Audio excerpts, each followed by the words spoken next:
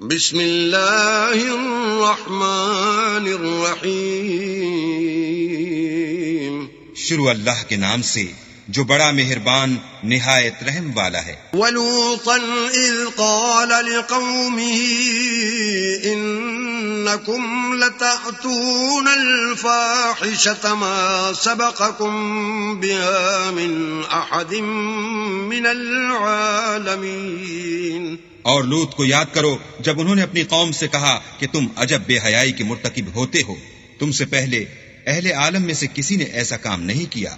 أَإِنَّكُمْ لَتَأْتُونَ الرِّجَالَ وَتَقْطَعُونَ السَّبِيلَ وَتَأْتُونَ فِي نَادِيكُمُ الْمُنكَرَ فَمَا كَانَ جَوَابَ قَوْمِهِ إِلَّا أَن قَالُوا ائْتِنَا بِعَذَابِ اللَّهِ إِن كُنتَ مِنَ الصَّادِقِينَ۔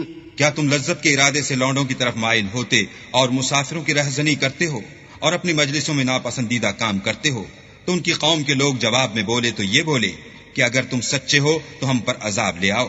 قال رب انصرنی علی القوم المفسدین۔ لوط نے کہا کہ اے میرے پروردگار، ان مفسد لوگوں کے مقابلے میں مجھے نصرت عنایت فرما۔